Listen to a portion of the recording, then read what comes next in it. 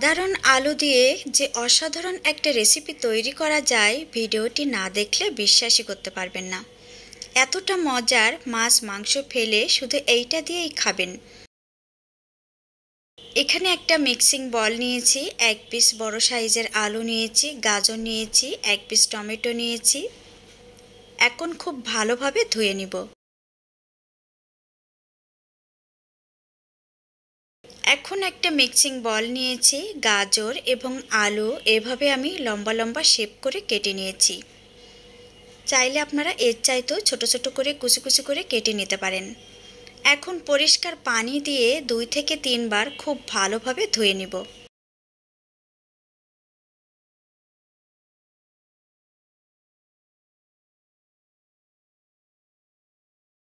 এখন একটা মিক্সিং বল নিয়েছি, এখানে লবণ নিয়েছি হাফ চা চামচ, কালো গোলমরিচের গুঁড়া নিয়েছি হাফ চা চামচ, ডিম নিয়েছি 2টা। এখন ডিম 2টা ভেঙে নিব।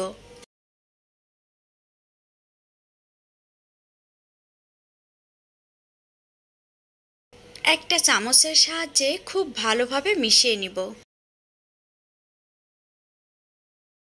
ভালোভাবে মেশানো হয়ে গেলে এক সাইডে রেখে দিব।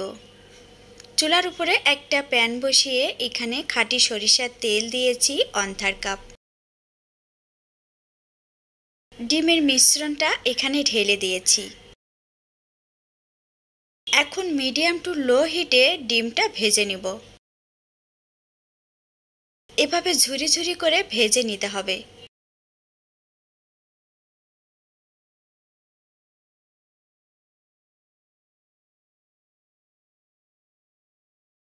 ডিমটা আমার ঝুরি ভাজা করে নেওয়া হয়ে গিয়েছে। এখন উঠিয়ে তেলটা ঝরিয়ে নিব।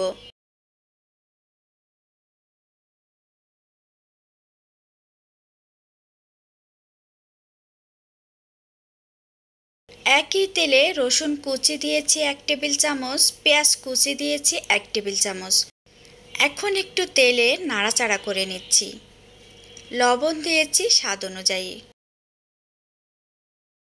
পেঁয়াজ এবং রসুনটা ব্রাউন কালার করে ভাজা যাবে না, কাঁচা গন্ধটা দূর করে ভাজা হয়ে গেলে রেডি করে রাখা গাজর এবং আলু এখানে দিয়ে দিয়েছি।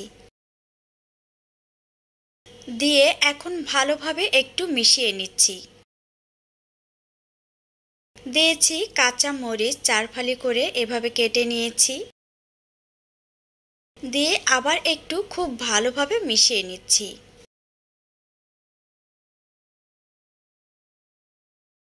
এখানে কিন্তু অতিরিক্ত পানি আমি অ্যাড করে দিব না।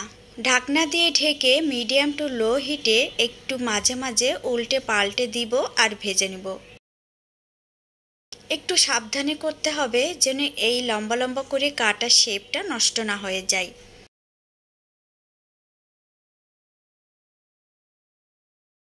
এভাবে ঢাকনা দিয়ে ঢেকে ঢেকে আমি ভেজিটেবলসটা ভালোভাবে একটু সিদ্ধ করে নিয়ে আগে থেকে ভেজে রাখা ডিম এবং টমেটো ফালি করে কেটেছিলাম দিয়ে দিয়েছি। কালো গোলমরিচের গুঁড়া দিয়েছি 1 চা চামচ।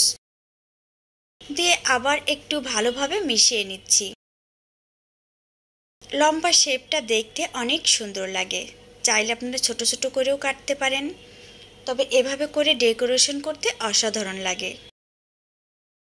এখন এখানে দিয়ে দিচ্ছি সবজি মশলা 1 চা চামচ। এই মশলাটা আমার ঘরে তৈরি করা রেসিপি চ্যানেলে আছে, দেখে নেবেন। যে কোনো তরকারিতে বা যে কোনো সবজিতে যদি এই মশলাটা দেয়া হয় তাহলে তরকারির স্বাদ দ্বিগুণ বেড়ে যায়। অনেকগুলা উপাদান দিয়ে 25টা উপাদান দিয়ে এই সবজি মশলাটা তৈরি।